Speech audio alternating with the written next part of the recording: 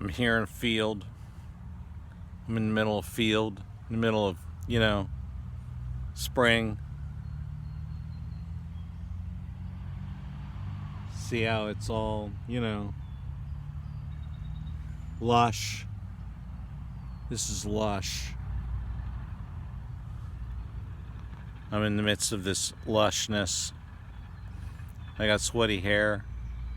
You can hear the sound of Oaks Park across the way, screaming children. So yeah, I made it down here on my bike.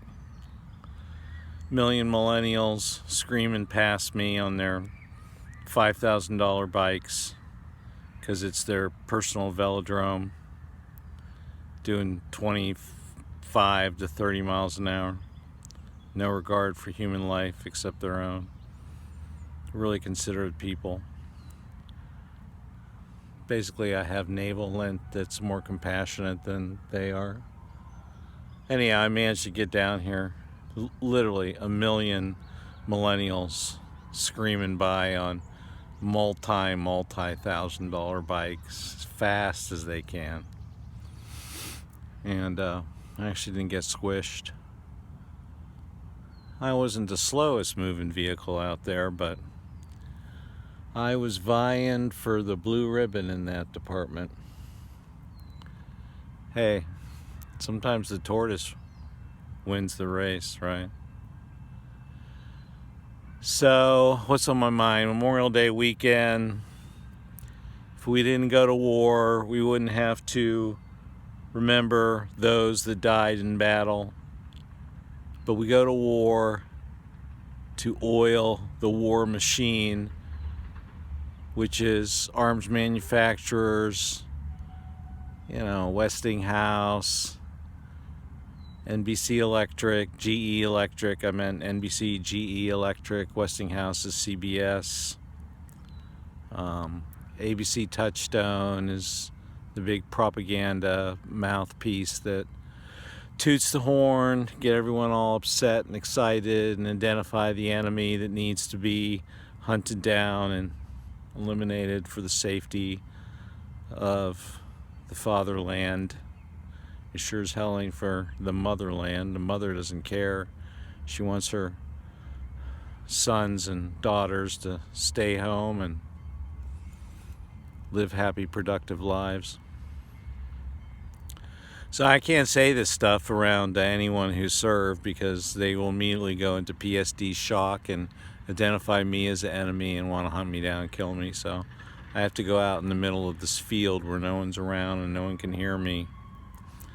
I've been verbally assaulted on more than one occasion and threatened, my life threatened, for going against the grain on Memorial Day, preaching peace instead of war on Memorial Day.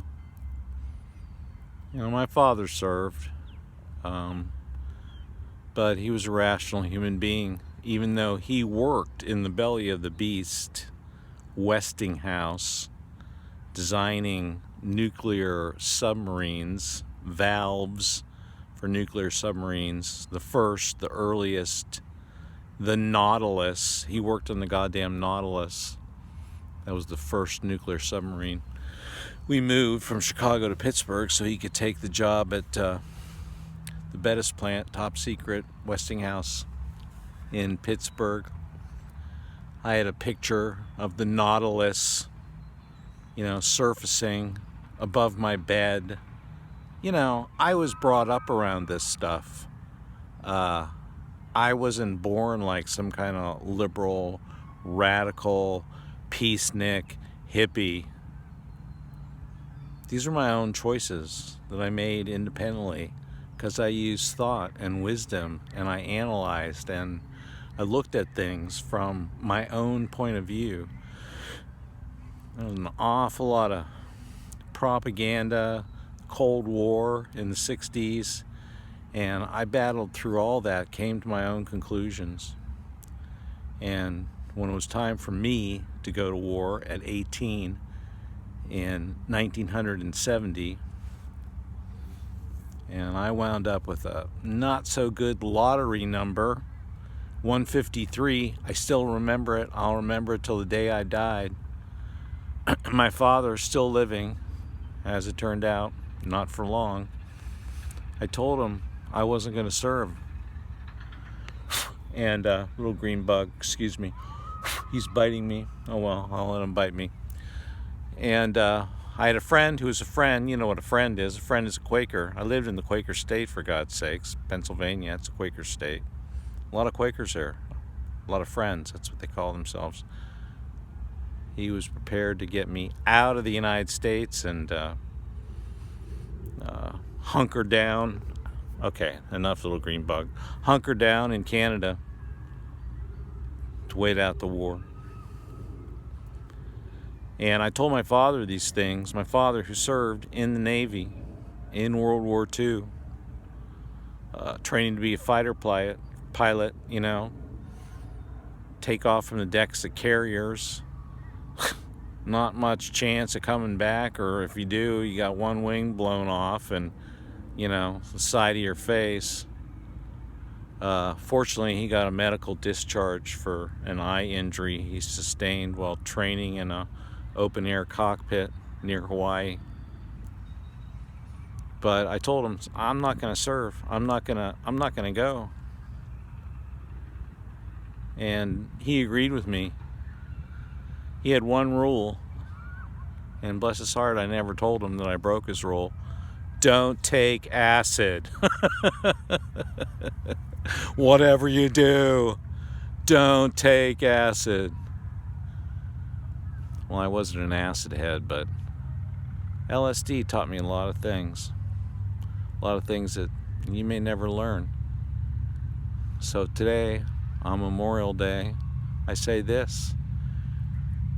There's those who have dropped LSD and those who have not. And we've gone to the other side. And we've seen this peace. It's the natural way of the world. War is politics. War is politics that reaches an extreme end where man can only kill another man to get along. That's not getting along. So Memorial Day, to me, it's make peace with yourself, with nature, with everyone